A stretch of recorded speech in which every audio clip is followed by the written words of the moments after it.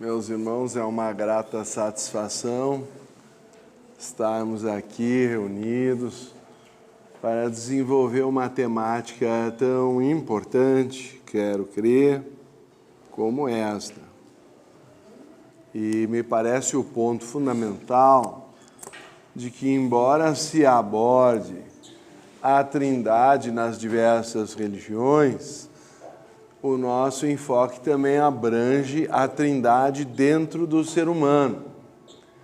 Porque não sei se é tão interessante enfocar o assunto pelo ângulo abstrato, se, na verdade, nós podemos encontrar seu espelhamento dentro de nós mesmos. Me parece muito mais apropriado. Nós podemos encontrar primeiro a Trindade dentro de nós, para depois encontrar a Trindade cósmica. Embora seja, no mínimo, relevante afirmar, ou se poder, na verdade, afirmar, que ela se encontra em praticamente todas as religiões. O ponto é que o sujeito, ao buscar conhecer a si mesmo, procurará eventualmente um espelho. E tudo parece indicar que nas diversas tradições o sujeito espiritual busca um espelho material. Então a matéria tem a função de ser o espelho pelo qual o espírito possa conhecer a si mesmo. E nós chamamos isso, então, de autoconhecimento. Seria esse o motivo, então, da encarnação. Nós, na verdade, buscamos conhecer a nós próprios. Quando o indivíduo se diz apaixonado, ontem eu ouvi um programa na televisão de um caso que eu não sei bem se eu trato como fraude, se eu trato como um crime mais amplo, ou se eu considero apenas como uma fantasia, mas talvez seja para o nossa palestra da Trindade um tipo de 3 em 1. A moça se apaixona por um personagem pela internet. E se apaixona de tal maneira que em 2 ou 3 semanas já estavam marcando o casamento. Mas acontece que, segundo o relacionamento, a moça norte-americana tinha arranjado assim pela internet um namorado e estava a serviço do exército norte-americano no Iraque. Então, era um relacionamento já um pouco dificultado pela distância. Mas a coisa foi se desenvolvendo de uma maneira tal que daqui a pouco ela estava perdidamente apaixonada por um homem com o qual ela nunca tinha sequer falado por telefone. E o personagem começou a pedir dinheiro a ela para pagar a passagem de volta, para conseguir o visto de liberação, uma espécie de passe livre do exército, para passar a semana com ela e poder casar. Bom, a coisa chegou a não sei quantos milhares de dólares entre vários pedidos. E o pior é que ela ia pagando. Então, eu vou encurtar a história antes da grande decepção, vocês logo perceberam. Mas eu quero dizer que aquela paixão estava dentro da própria moça, que talvez por algum tempo de solidão começou a projetar a sua mente, e a tela, o espelho, era a internet, no caso, a figura de uma pessoa que se apresentou como ponto focal para os sonhos e fantasias dela.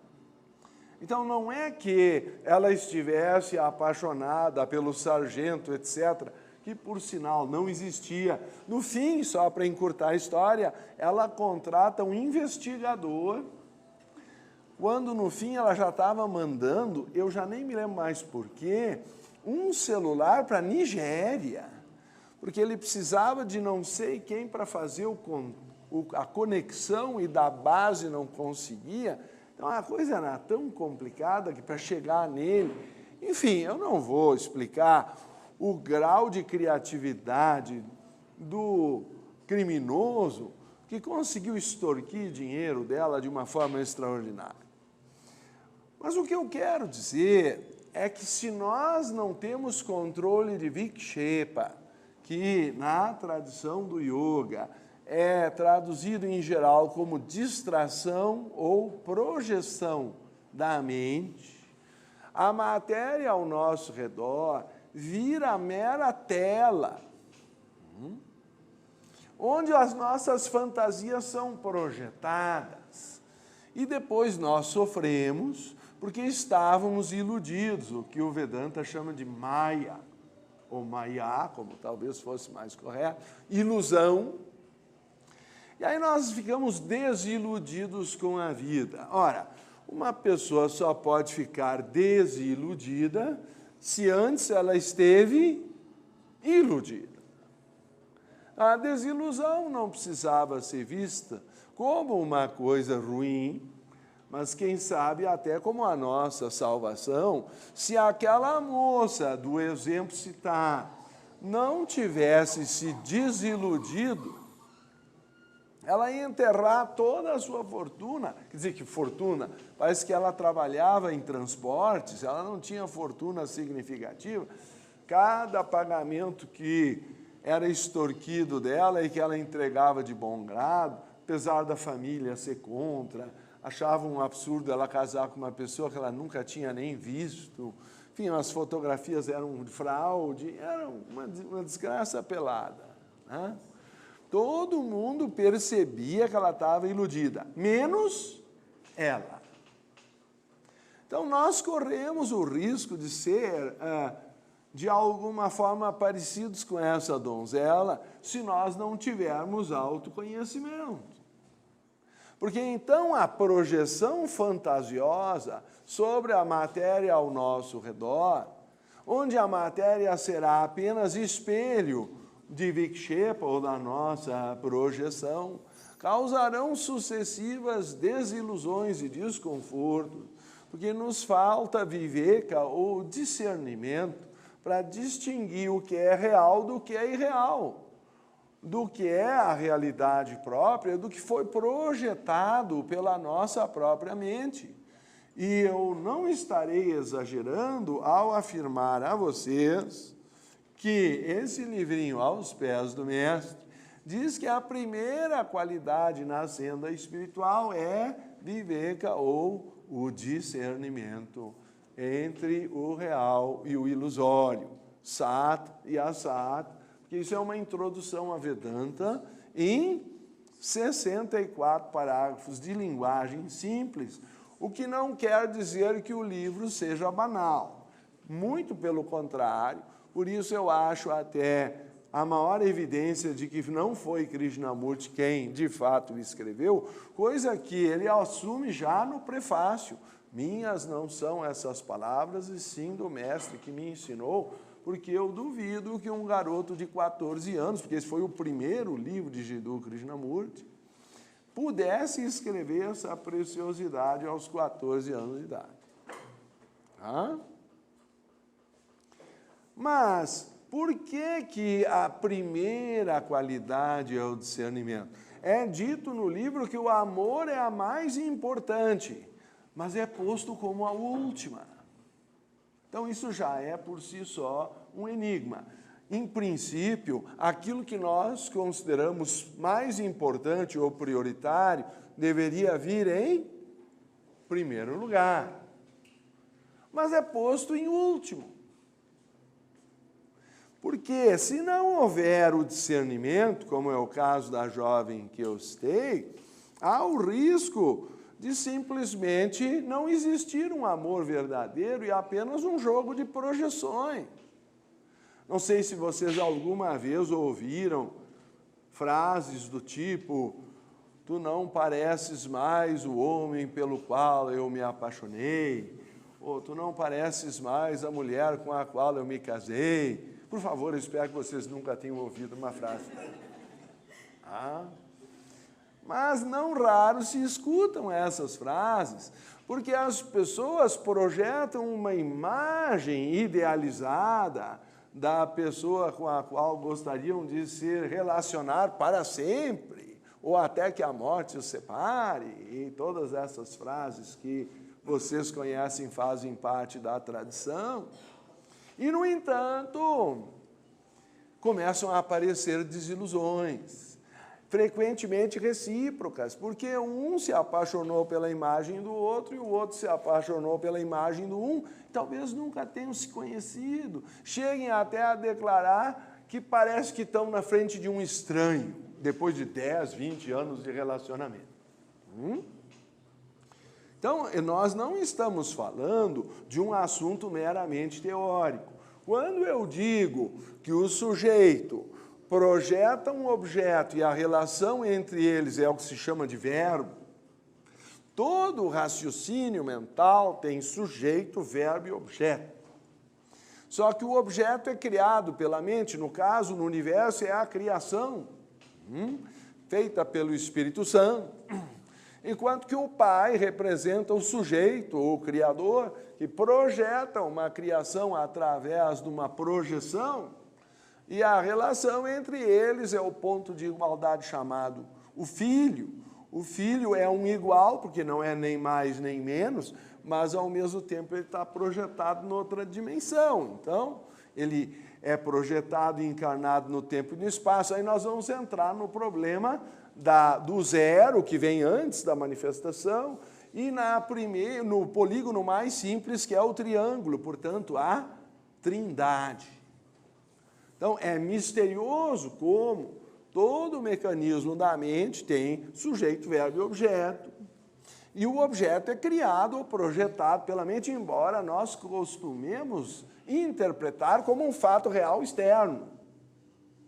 Então, o primeiro estágio de autoconhecimento é perceber que o objeto externo é mero estímulo, mas nós é que estamos pondo as cores, nós é que estamos pondo os elementos de forma que nós queremos projetar. E se me permitirem, eu costumo, talvez já tenham alguns ouvido a minha expressão aqui, sobre o casal ideal. Porque o homem, em geral, vai engordando, ficando com aquele estoque da prosperidade na região abdominal, para dias difíceis, tá? É um mecanismo de compensação. E, claro, que na horizontal ele vira um fole com peso próprio, ronca.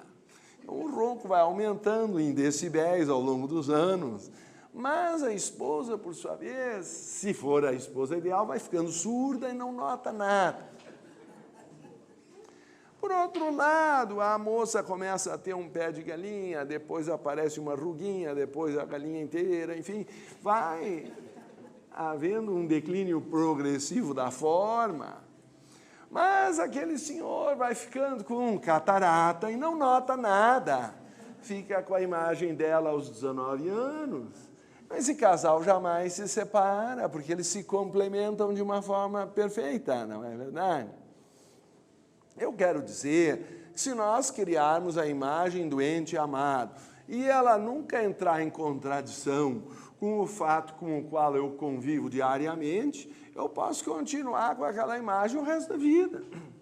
É porque entre a imagem projetada e a realidade que retorna em circunstância à minha vida, que pode acontecer uma desilusão. Se nós ficássemos no céu com os anjinhos ouvindo liras, talvez passassem os milênios e nós não evoluíssemos absolutamente nada, porque nós continuaríamos projetando o nosso próprio filminho nas nuvens celestiais. Quando nós somos obrigados a encarnar, e aí é uma dúvida existencial clássica, se somos obrigados ou se é o nosso próprio ser que busca a realização do seu sonho e assim se encarna. Eu vou deixar vocês pesquisarem a questão se o karma é imposto ou é um chamado interno do nosso eu superior, de querer restaurar a ordem perdida. Me inclino pela segunda, mas não quero aqui fazer alarde ou me impor, porque há correntes diversas na filosofia. Então, eu diria que alguma força faz com que Narciso se projete na sua busca de si mesmo, se apaixonando por sua própria imagem sobre as águas. Vocês conhecem o mito de Narciso. Ele é imortal, mas ele mergulha na água apaixonado por sua imagem e se afoga. Como é imortal, ele é transmutado na semente do narciso, ou na versão oriental do lótus, porque ele não pode morrer. Diz a tradição, a alma do homem é imortal e o seu futuro é o de algo cujo crescimento e esplendor não tem limites. Então, ele, por ser imortal, mergulha na terra, do fundo do tanque, no lodo, e a semente começa a se desenvolver, e atravessa a terra, atravessa a água, floresce, então, como um lótus, Vitória Régia, ou seu parente, ou o narciso, sobre as águas, que é o ar, abrindo-se ao sol, que é o fogo. Então, ela retorna pelos 4 elementos a descobrir sua própria essência, que tem luz própria, que é o fogo, ou o símbolo do Espírito. Então, estou tentando mostrar como os diversos mitos falam da mesma coisa, que o homem, quando olha nos olhos de uma mulher, ou vice-versa, e vem sua imagem projetada na pupila dos olhos da amada, na verdade está amando a si mesmo. É a Atma que reconhece a Atma no outro, é o espírito que encontra Deus refletido nos olhos do outro ou da outra, não é? Então, o amor é o retorno do sujeito com o objeto antes projetados. Se o indivíduo conseguir controlar o mecanismo de projeção da mente, ele tem amor perpétuo e não depende mais de nenhuma forma externa, mas vai se doar, ele se torna um mestre de sabedoria apaixonado pelo universo. Então, um Cristo ou um Buda não podem mais se desiludir, porque eles se apaixonaram pela própria força criadora do universo e dão a si a sua projeção como um ato de autoentrega. Então, as 3 palavras são autoconhecimento, autoentrega e autodomínio. A primeira é traduzida como sabedoria, a segunda como amor e a terceira como vontade. São essas 3 coisas que a alma vem buscar encarnando-se nesse mundo, e se nós atingirmos maestria, ganhamos o diploma, estamos liberados do ciclo de reencarnação ou de nascimentos e mortes.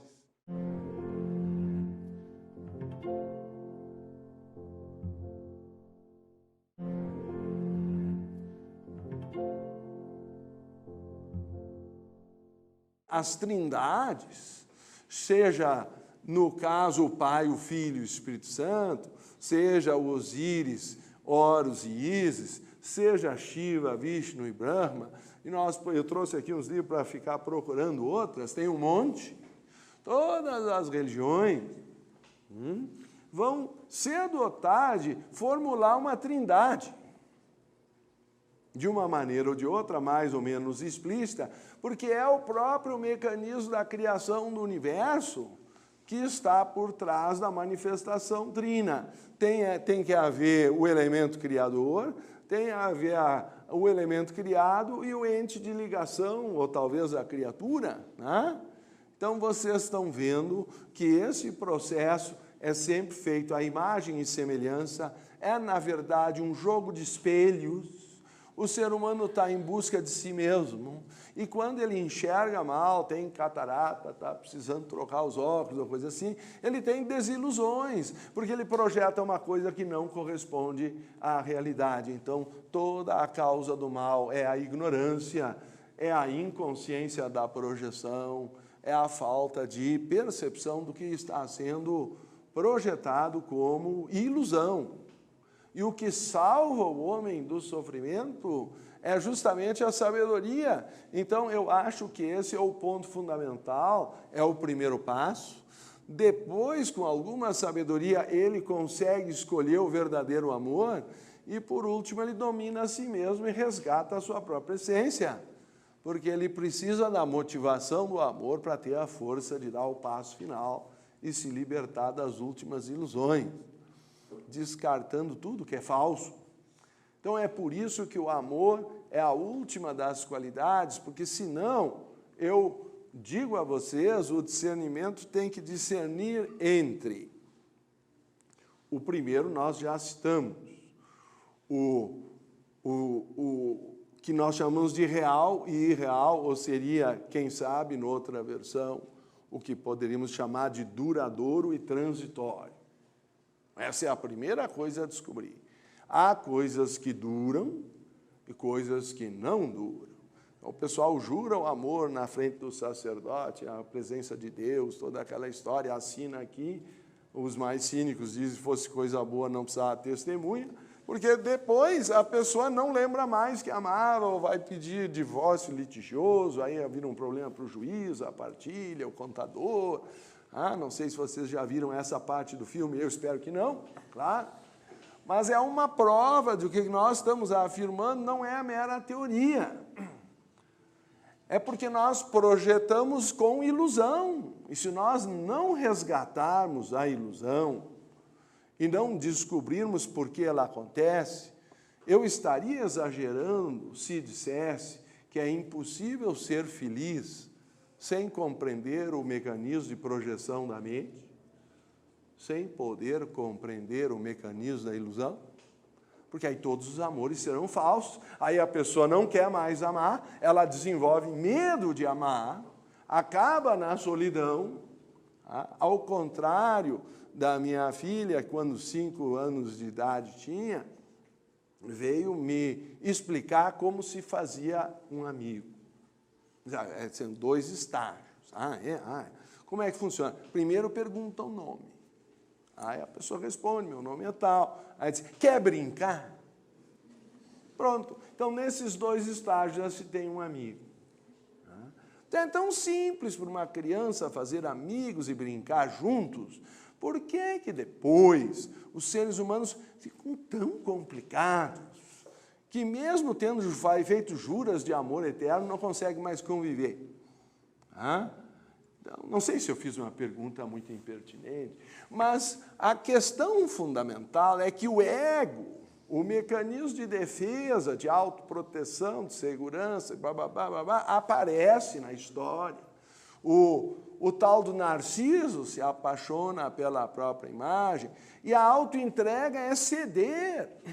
Amor é autoentrega. Se eu estiver atrás da muralha, cercado com um fosso, com crocodilos, areia movediça e sei lá mais o que, ponte levadiça, o que vocês quiserem, isso aí não é amor nem aqui nem na China. O amor é um ato de coragem, mas em suma, voltando ao assunto, por que falta coragem? Porque a pessoa está tão desiludida e não compreendeu as projeções que fez e as desilusões que veio a ter. Volto a dizer, a trindade básica é o sujeito, o verbo e o objeto. Então, entre o sujeito e o objeto se faz uma projeção mental, que em geral se chama a relação. Ou se vocês quiserem, na tradição cristã, vocês vão encontrar na douta ignorância de Nicolau de Cusa, o grande cardeal, chegou a ser carmelengo, inclusive, ele dizia que surge da identidade uma igualdade, que a igualdade não é mais nem menos, e, portanto, existe uma relação de conexão entre o original e essa igualdade, e aí vocês têm a trindade. Ele diz que o triângulo é a trindade expressa nas poligonais, que é a figura mínima. O que eu gosto muito é que ele diz que o máximo e o mínimo são a mesma coisa. Na verdade, numa linguagem matemática, hoje nós diríamos que o infinito se confunde com o infinitésimo, porque um é infinitamente grande, outro é infinitamente pequeno, mas ambos são infinitos. Então nós perdemos a noção do número comparativo. Quando nós falamos de Deus, nós perdemos a condição de comparar. Porque nós estamos falando sobre uma entidade infinita. E todos os elementos de espelho do universo manifestado são numericamente pequenos, ou mesmo que um seja um pouco maior que o outro, isso é o número, o 3 é maior que o 4 é maior que o 5, e assim vai indo, né? Que o 3, mas tudo isso é mensurável. O Vedanta diz que as coisas eternas são imensuráveis. Então, quando nós falamos no eterno, quando nós falamos no infinito, quando nós falamos na divindade, todas as comparações em números não se aplicam. Ainda que haja o mistério do número, que Pitágoras trabalhou muito bem conosco e deixou como seu legado, o fato misterioso que Frege depois retomou, de que o número consegue ser abstrato e objetivo ao mesmo tempo. Me permitam dar um exemplo. Eu posso botar aqui 3 cadeiras. Posso chamar um indígena da nossa Amazônia, um esquimó do Polo Ártico, ou sei lá, pessoas que nem tenham condições de trocar uma linguagem equivalente ou se comunicarem. Talvez a cultura nem tenha números até ultrapassar o 3, mas geralmente as culturas vão até o 3, pelo menos. Em geral é 1, 2 e muitos. Quando a cultura é muito primitiva, o 3 vira muito. Mas elas vão dizer que são 3 cadeiras. Portanto, não é subjetivo. O número não é... A cadeira, talvez na cultura, a pessoa nem sabe para que serve. Acha que é para deitar, o outro acha que é para pescar, o terceiro, sei lá, o que vai botar de cabeça para baixo, botar fogo. Mas ele vai ver que são 3. Me explico com clareza? Então, se são 3 em qualquer cultura, em qualquer linguagem, em qualquer situação, é porque o 3 é objetivo. E não depende da cadeira, porque pode ser 3 livros, pode ser 3 rodas, pode ser 3 flores, continua sendo 3. Então, ele é abstrato, porque não depende do objeto, mas é objetivo, porque também não depende da subjetividade de quem interpreta. Então, uma das coisas mais misteriosas do universo é o número. Porque ele traz a manifestação do imanifesto, ele cria uma sucessão de espelhos que dá uma noção de continuidade naquilo que, na verdade, é infinito, e sugere uma transitoriedade naquilo que é eterno, e proporciona uma comparação naquilo que é incomparável, porque é indivisível. Então, a senhora Blavatsky define como um princípio onipresente, sem limites, eterno, sem limites e imutável, como sendo a essência subjacente de todas as coisas, em geral chamada absoluto. Isso nos parece, talvez, muito abstrato. Mas as coisas que nós vemos na vida diária são também trinas, porque são projeção daquela poligonal ideal e mínima, que é o triângulo, é o sujeito, verbo e objeto. E na linguagem pode ter o sujeito oculto, pode ter o objeto desconhecido, pode ter não sei o quê, mas vai ter 3. Então, por exemplo, no verbo chover, não se costuma pôr sujeito. No entanto, a expressão popular na hora de chover, faltou água, sugere que, de alguma forma, algo faltou e alguém não trouxe a água, ou algo parecido com isso. Então, fica subentendido que há uma vontade que governa a chuva. Então, nós podemos trazer inúmeros exemplos populares, não é o nosso objetivo, mas sim mostrar que, quando se fala que o universo começa com Brahma, na tradição oriental, Brih é expandir. Então, dessa raiz surge a palavra Brahma. Eu até acho que já contei para vocês a vergonha que nós passamos trazendo um Swami oriental, que foi encantado, elogiando o Brasil, como era um país religioso, porque Brahma estava por toda parte. Ninguém tinha coragem de contar para ele a verdade. Mas deixa para lá. Então, Brahma não é um desconhecido para você.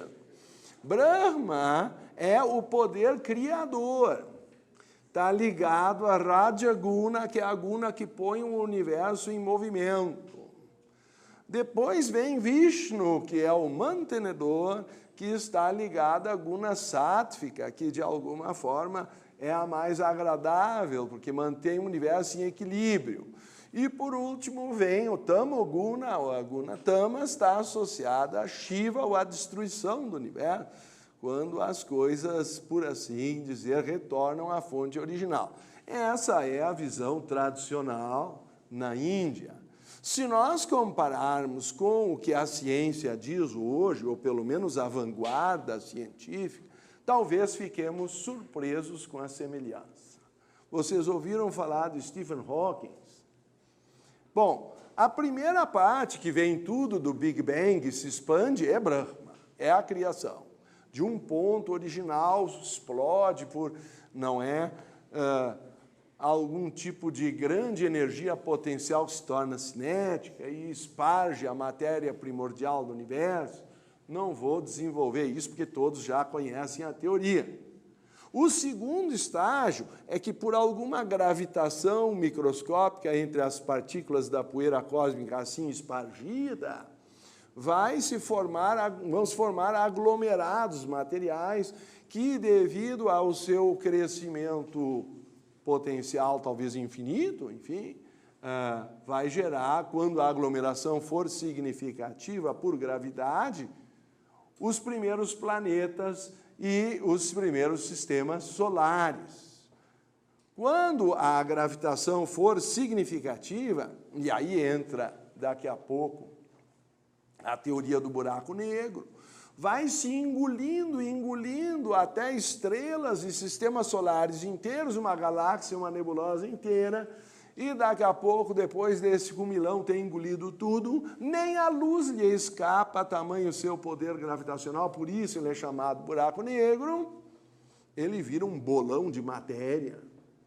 E até aí a coisa seguiu uma progressão aparentemente linear. Então nós começamos com Brahma, depois veio Vishnu, Vishnu estabilizou os planetas, as galáxias, tudo ficou bonitinho, etc., porque Vishnu tem a natureza da preservação, da manutenção da vida, enquanto que Brahma só cria brutamente, talvez esparge a matéria, Vishnu preserva já a vida. Então, o primeiro gera o Forrat, o segundo o Prana, mas quando chega o terceiro, aí está o ponto da virada, vocês vão chegar em Shiva. E aí o Stephen Hawking fez a diferença. Ele fez um cálculo e chegou à conclusão, que ele tenta demonstrar, que no núcleo de um buraco negro, depois de engolir galáxias inteiras, o que iria acontecer? Uma pressão, uma massa crítica no núcleo que levaria a explodir novamente. Então, nesse momento, Shiva retornaria com a face de Brahma. A grande jogada de Stephen Hawking é mostrar que o universo é cíclico. Então, a Trindade representa 3 aspectos do processo evolutivo. E nós temos o Criador, o Mantenedor, o Destruidor. Destruidor da matéria, mas o regenerador do espírito. Porque ao destruir a matéria, Shiva liberta o espírito da sua ilusão. Então, da desilusão vem a compreensão da vida. A velhice não precisa ser uma coisa desmotivadora, ela pode ser a compreensão do verdadeiro motivo e propósito da vida.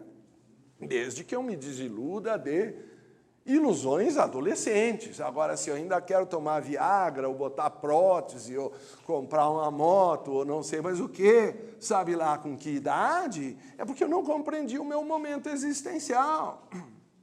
Tá? Então, as pessoas em cada idade têm um apelo da natureza, do seu corpo, mas aprender a envelhecer é compreender o significado e o propósito da vida. Nós vamos sair da busca do múltiplo e retornar à unidade. Nós vamos recolher as projeções ilusórias e encontrar o autoconhecimento. Então eu volto a dizer que a alma veio aqui buscar autoconhecimento, autoentrega e autodomínio. Como se chama isso? Numa linguagem popular, nós vamos desenvolver sabedoria, amor e vontade. Eu sou encantado por esse livro Aos Pés do Mestre, como muitos aqui já sabem, porque ele simplifica. Então, vou ler o último parágrafo. A sabedoria que te torna capaz de auxiliar. A vontade que dirige a sabedoria. O amor que inspira a vontade. Estas são tuas qualificações. Vontade, sabedoria e amor são os aspectos do Logos, a outra forma de Deus, manifestado. E tu, que desejas alistar-te para servi-lo, deves expressar esses aspectos no mundo. Então, a nossa alma é trina, em Satchita Ananda, como chamam a mônada na versão vedantina, em ser, consciência e bem-aventurança. Então, aquele símbolo da sociedade tem os dois triângulos entrelaçados. Um é de Prakriti, que eu já citei, Rajas, Sattva e Tamas. E outro é de Purusha, ou do espírito, ou de Atma, que é Satchita Ananda. Então, um é espelho do outro e são inseparáveis, por isso que eles não estão só comparados, mas entrelaçados, como vocês podem observar no detalhe. Então, eu gostaria de lembrar a vocês que cada uma das trindades em diferentes religiões apresenta, talvez, um ponto de ênfase um pouco diferente. Por exemplo, a trindade clássica, chamada pagã, é sempre um pai, uma mãe e um filho. Quando foi criada, por assim dizer, a chamada trindade cristã, vou ler umas poucas palavras de Blavatsky, do glossário. Trindade. Todo mundo conhece o dogma cristão do 3 em 1 e do 1 em 3. Assim, é inútil repetir o que pode ser encontrado em qualquer catecismo. Atanásio, o padre da igreja que definiu a trindade como dogma, teve pouca necessidade de buscar inspiração ou de torturar seu próprio cérebro. A ironia da Blavatsky. Teve apenas de dirigir-se a uma das inúmeras trindades dos credos pagãos ou aos sacerdotes egípcios, em cujo país teria passado toda a sua vida. Então, ele não chegou a ser uma pessoa muito criativa.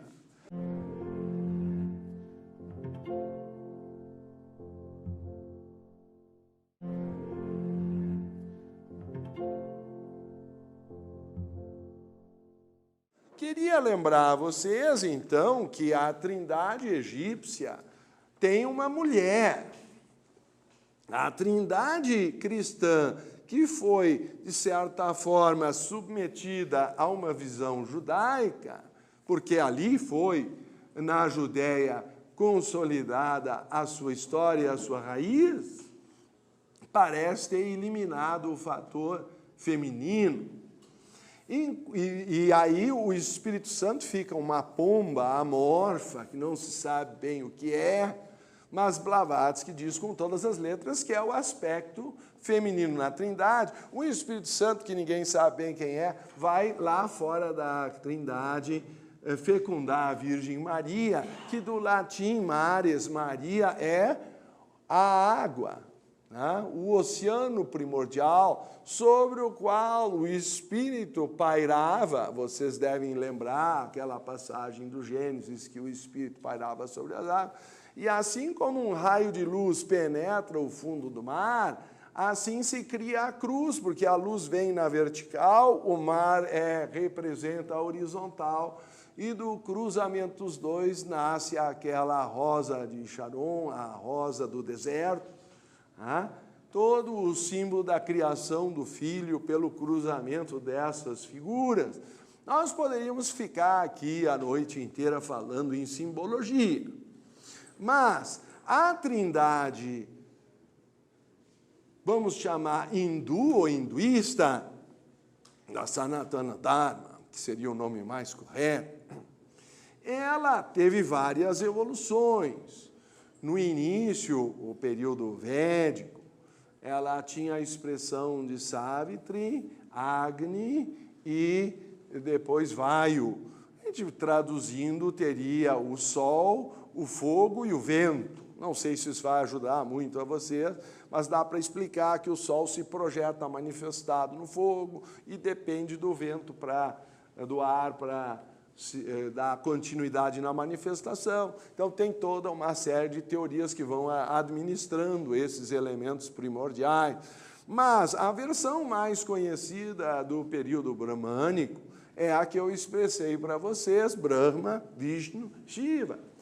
Um é o Criador, representa a expansão, outro é Vishnu, representa a manutenção da vida, e, por último, Shiva é o libertador do espírito, às custas da morte e ressurreição ou regeneração da matéria. E a grande virada do Stephen Hawking foi mostrar que o universo era cíclico e que da massa crítica do buraco negro vinha uma nova explosão e Shiva apresentava outro aspecto como Brahma. Quer dizer, na verdade, a Trimurti hindu são 3 pessoas ou aspectos ou facetas de uma mesma divindade. Isso faz sentido para vocês? Vocês já ouviram a expressão 3 pessoas em uma, em algum lugar?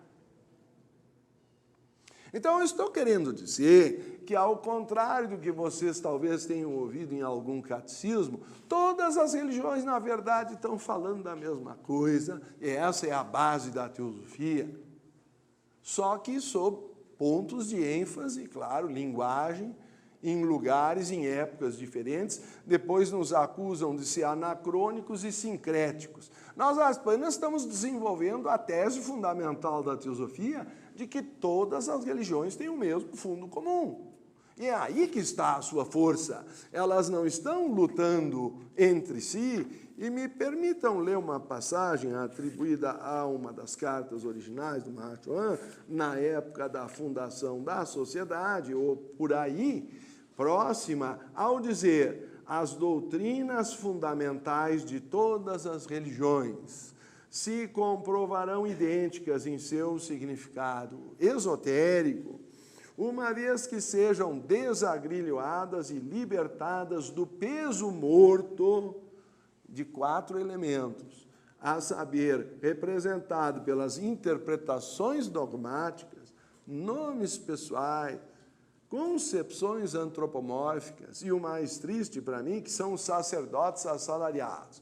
Mas o que causa mais problema é o primeiro, e por isso está nessa ordem, são as interpretações dogmáticas, porque se a pessoa se convence de que só a religião dela está certa e todos os outros vão para o inferno, aí nós temos o caminho da desagregação, da separação e até da guerra religiosa, porque matar em nome de Deus eu considero o maior de todos os pecados. Ele quer cometer um crime, cometa em seu nome, mas não venha com a justificativa de que matou em nome de Deus. Isso é o fim de tudo. E, no entanto, Giordano Bruno foi queimado na fogueira da Santa Inquisição sob essa égide do nome, e temo até que tenha usado o nome de Cristo, com freios amarrados à sua língua para não falasse nem no momento que ia para a estaca ser queimado. Tamanho o medo que tinham que ele pudesse falar alguma coisa.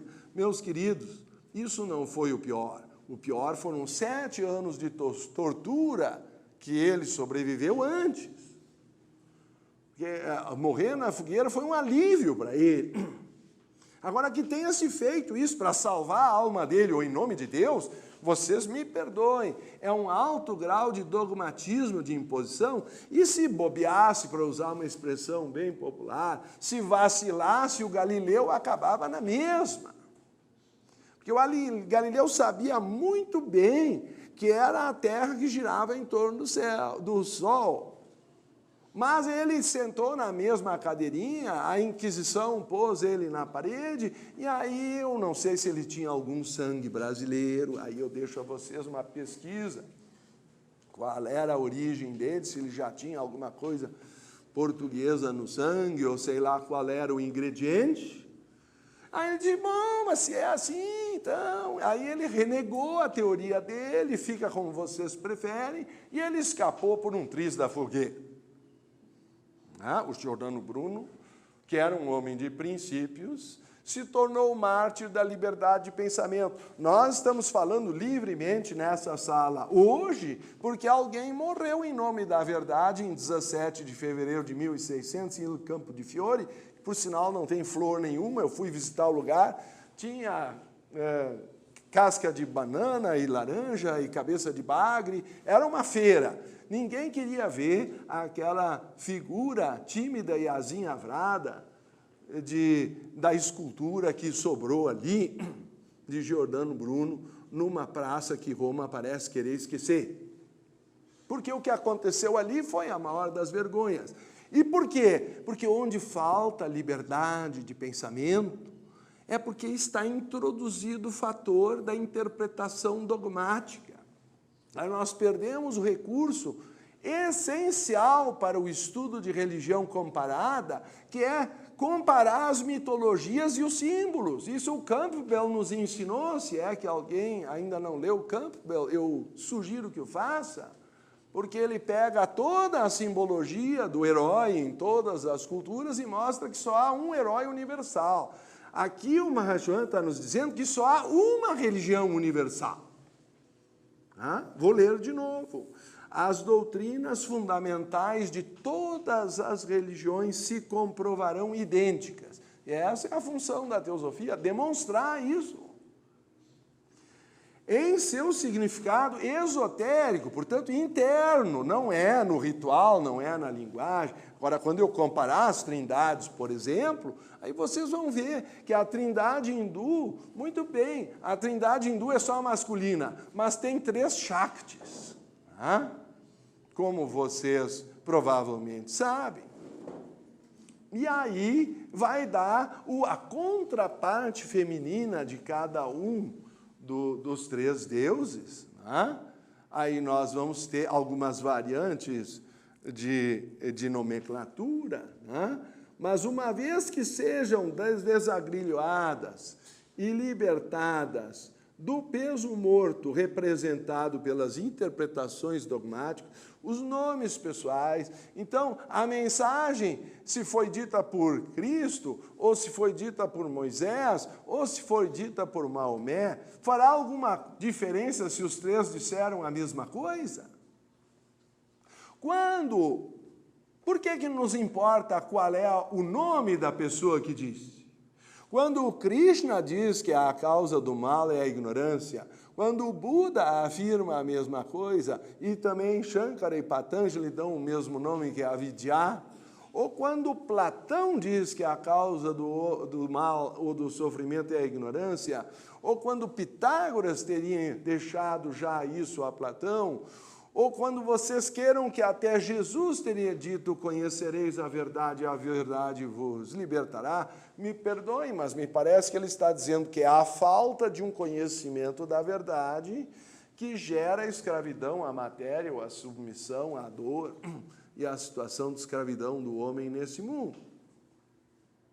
Se é a falta de um conhecimento da verdade, não é um tipo de ignorância? Estarei eu forçando a interpretação de João 8,32?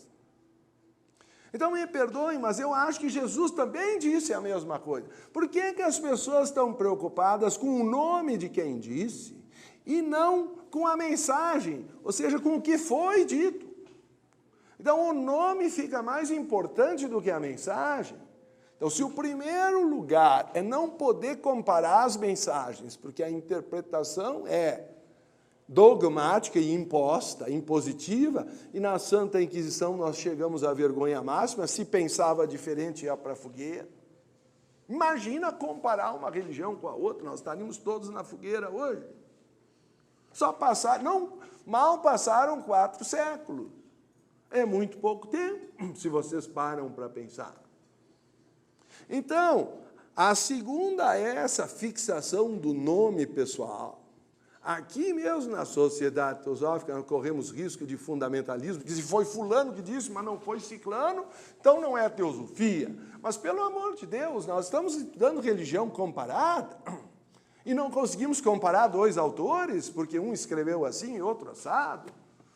Então, isso para mim é incrível, mas é o que o nosso querido Mahachohan já estava nos alertando. A terceira é mais dramática, talvez, nas suas consequências, é reduzir tudo a um nível humano comum. É o que eu estou fazendo nessa palestra. Eu trago uma trindade e reduzo ao nível da projeção das nossas paixões. Então, alguém vai se horrorizar que o Ricardo reduziu os princípios eternos a um triângulo amoroso. Mas, infelizmente, há semelhança. E se nós podemos estudar livremente religiões comparadas, nós temos que encontrar que tudo é espelho de tudo, pois o grande axioma hermético que Blavatsky diz que a gente nunca pode esquecer ao estudar a doutrina secreta, porque resume todos os outros, é que, como em cima, assim embaixo. Ou seja, o céu se espelha nas águas, no espelho d'água. Quando o Espírito paira sobre as águas, a manifestação é um jogo de espelhos. Toda a paixão um jogo de espelhos. Todos os mecanismos de autoconhecimento dependem de nós descobrirmos quem somos. Então, todo esse jogo da trindade como polígono mínimo, no reino da manifestação, que é o triângulo, que não oferece linhas de diagonal, diferentemente do quadrado.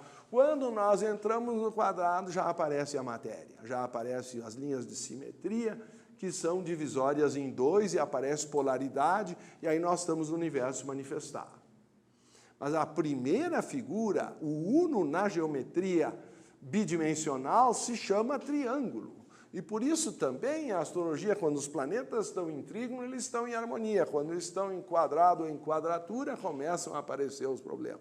Não queremos aqui nos estender nesse tema, mas lembramos que 3 vezes 4 dá 12 e 3 mais 4 dá 7. Então, vocês têm os 7 planetas sagrados girando nos 12 signos zodíacos, e há um reloginho que explica todo o karma das pessoas, porque a astrologia é a ciência do karma quando bem utilizada. Muita gente quer só fazer dinheiro e aí a coisa se corrompe.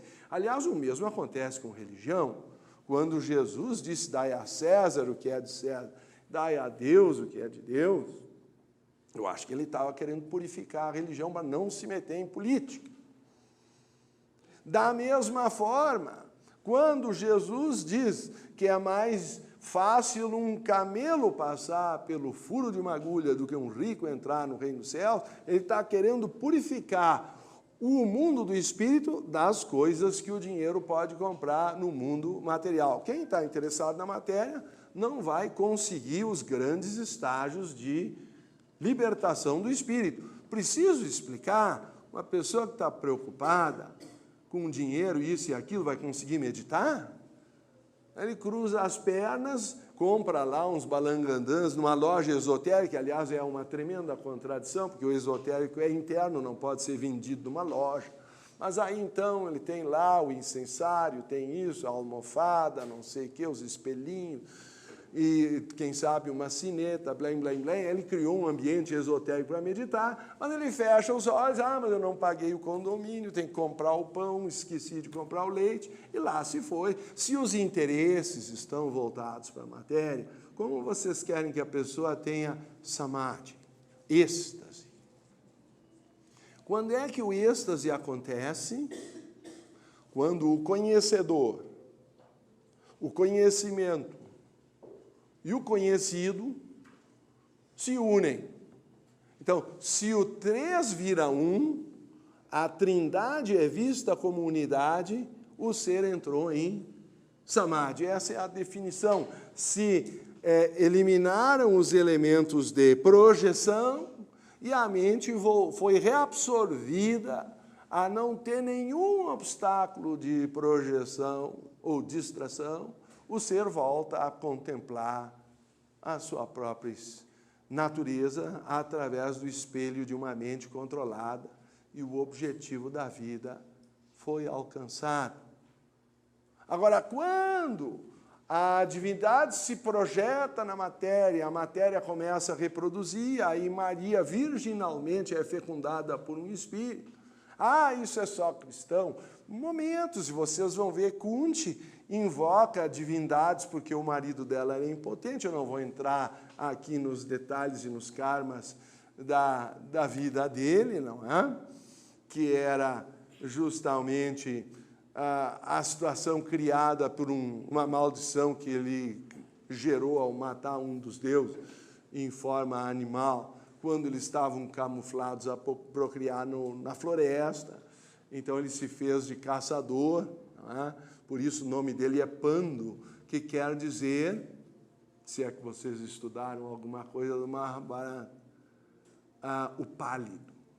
Então vocês têm o cego, que é Yudhishthira, Pando, que é pálido, e o único que tem força é filho, por incrível que pareça, de alguém que não tinha a casta bramânica, mas era um serviçal. Aí ele não pode assumir o trono.